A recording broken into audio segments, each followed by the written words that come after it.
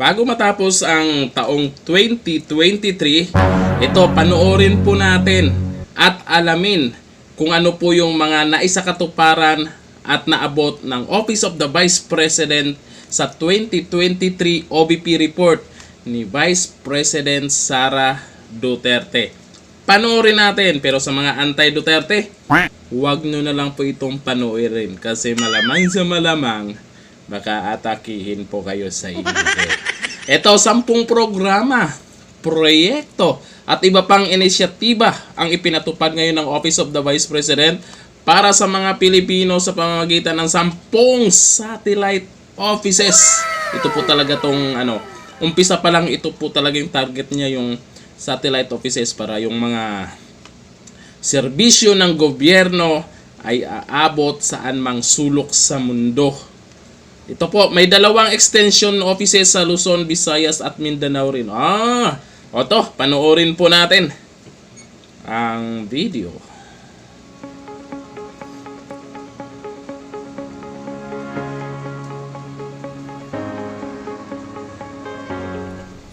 Assalamualaikum.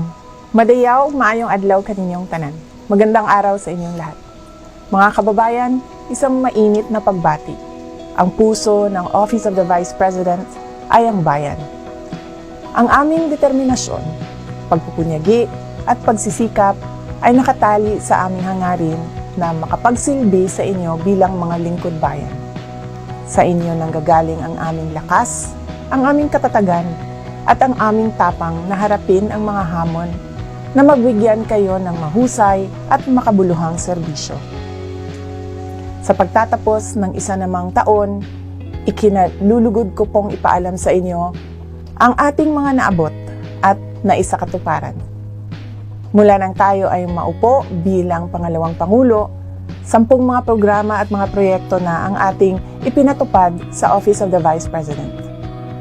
Ang mga programang ito ay ang Medical Assistance Program, Burial Assistance Program, Magnegosyo Taday, Pagbabago, A Million Learners and Trees, Pansarap, Kalusugan Food Truck, Disaster Operations Center, Relief for Individuals in Crisis and Emergencies, You Can Be VP at Libreng Sakay. Katuwang ng Central Office ng OVP ang 10 satellite offices at ng 2 extension offices sa implementasyon ng mga ito. Una nating binuksan noong 2022 ang mga satellite offices sa Bacolod, Cebu, Dagupan, Davao, Tacloban, Surigao at Zamboanga. Binuksan din natin ang extension office ng Public Assistance ng OVP sa Lipa, Batangas at sa Tondo, Manila. Nitong 2023, nagbukas tayo muli ng 3 pang ibang satellite offices sa BARM, Isabela at Bicol Region. Mahalaga ang papel ng mga satellite offices at extension offices sa ating hangarin na mapagsilbihan ang mga kababayan sa Luzon, Visayas at Mindanao. Bago ako naging Vice President, nakita ko po sa aking paglilibot sa buong Pilipinas ang pangangailangan na dalhin sa mga probinsya ang mga serbisyo ng gobyerno, lalo na sa mga mahihirap na bahagi ng bansa. Marami po kasi sa ating mga kababayan sa probinsya ang nangangailangan ng serbisyo ng pamahalaan, pero madalas ay wala silang matakbuhan.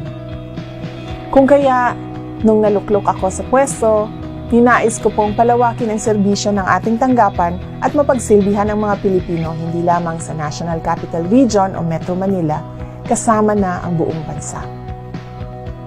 Ngayon ay malapit na sa ating mga kababayan ang Office of the Vice President. Mula July 2022 hanggang October 2023, umabot na sa 106,958 Filipinos ang nabigyan natin ng medical assistance at katumbas nito ay lampas 1 bilyong piso.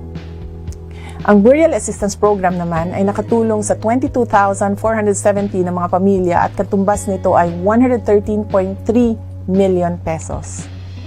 Ito naman ang ating report sa Libreng Sakay Program. Sa Metro Manila, mahigit 523,000 commuters ang nabigyan natin ng serbisyo sa pamamagitan ng 4 na bus. Ang isang bus sa Bacolod, mahigit 89,600 commuters at isang bus sa Davao, mahigit 60,400 commuters.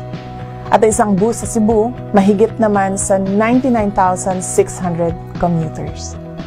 Sa panahon naman ng kalamidad at sakuna, lagi ring nakahanda ang Office of the Vice President na umalalay sa mga apektado nating kababayan sa pamamagitan ng ating Disaster Operations Center o DOC. Sa mga operasyon din ng DOC ay nagagamit natin ang ating kalusugan food truck. Nakapagsagawa tayo ng 162 relief operations at tumulong sa 115,045 na mga pamilya. Lampas 23,000 relief boxes, 11,600 food bags, at 438,000 na iba pang relief items na rin ang ating naipamahagi sa pamamagitan ng DOC. Ang katumbas ng mga tulong na ito ay mahigit 69.1 million pesos. Kabilang sa mga komunidad na naabot ng ating team sa DOC ay ang mga maliliit na isla ng Brooks Point na apektado ng baha noong Enero. Dinalhan din natin ang mga residente ng relief assistance sa kabila ng malakas na ulan at biyahe sa bangka na tumagal hanggang 3 oras. Mainit tayong tinanggap ng ating mga kababayan at malaki ang kanilang pagpapasalamat sa tulong ng gobyerno. Para sa OVP, malayo man o mahirap ang daan, lagi naming pagsusumikapan na marating kayo lalo na sa panahon ng kailangan ninyo ang tulong.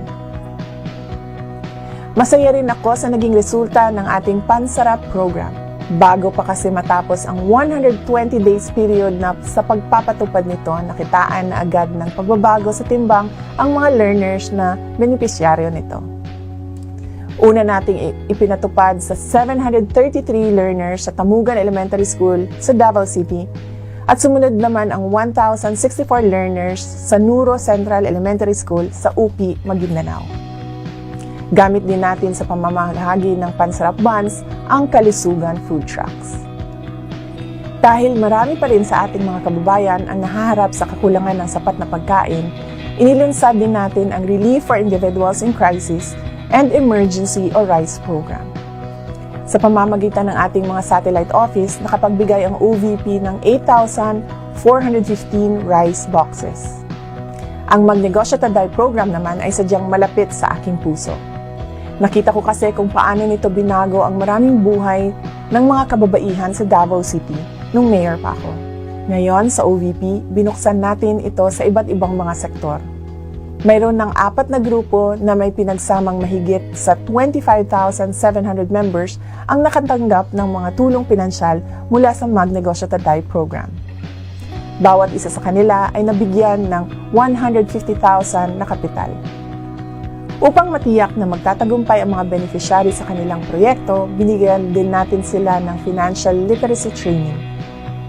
Isa ang Palawig LGBTQ Incorporated ng Zambales sa mga beneficiaryo ng Magnegosyo Taday. Ang kanilang livelihood project ay ang rice trading. Limitado ang oportunidad para sa mga kapatid nating LGBT, gayunpaman hindi sila sumusuko sa paghahanap buhay. Kaya umaasa akong magtatagumpay ang Palawig LGBTQ Incorporated at makatulong ang programa sa mga miyembro nito.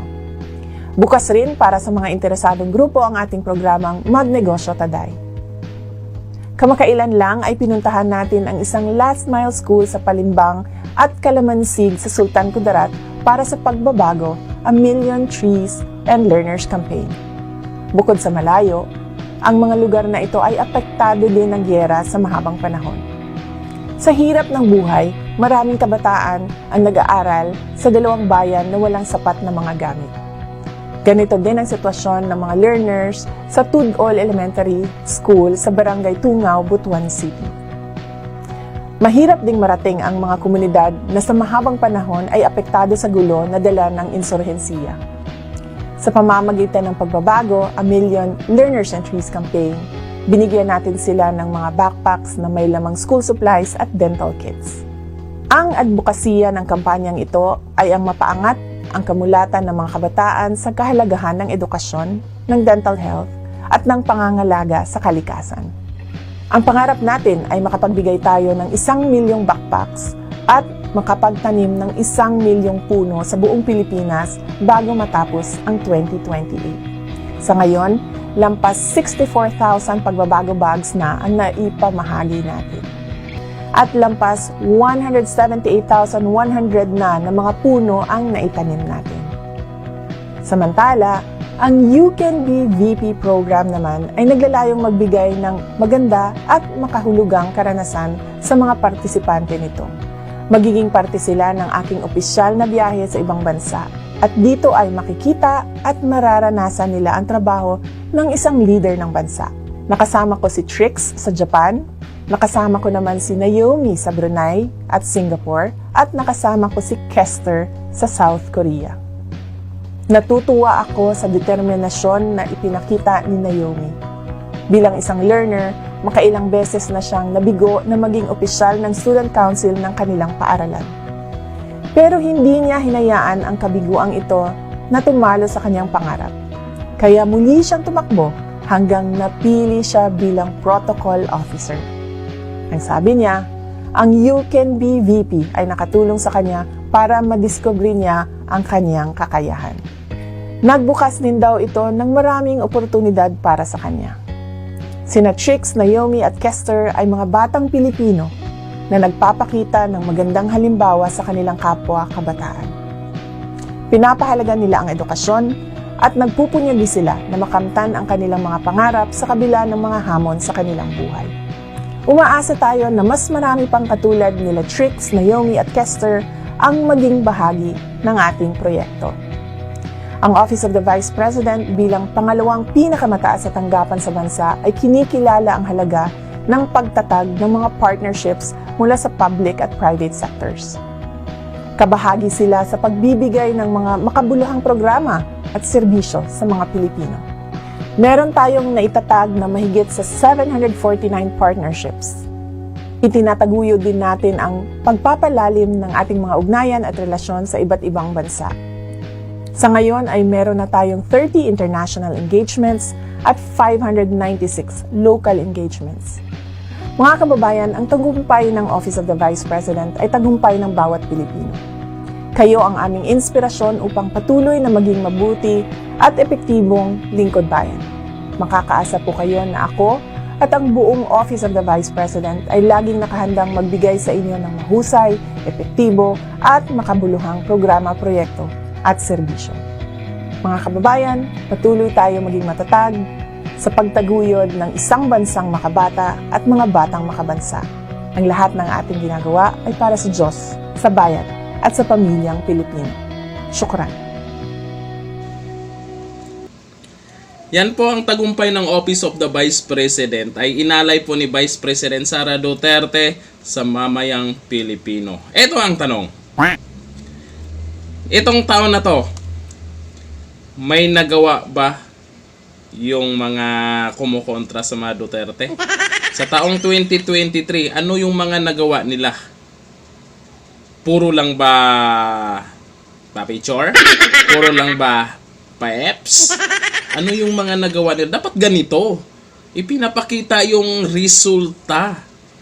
Kaysa puro lang sila question or tinatanong kung saan daw napunta ang yung confidential pan, hindi pa rin sila natatapos eh. Di ba? Tingnan nyo na lang po at alamin nyo na lang po kung ano yung mga nagiging resulta sa mga bumabanat palagi dahil tungkol po dun sa ang mga Duterte daw ay pro-China. Kaya yung iba ayaw sa mga Duterte kasi pro-China daw. Pero napapansin ko po, may mga nakilala po tayong mga ganun. Ayaw nila daw sa Duterte kasi pro-China. Pero nagtatrabaho sila under sa ang nagmamay-ari ay Chinese. Tapos pag pumunta kayo sa pamamahay nila, puro naman China din yung mga gamit.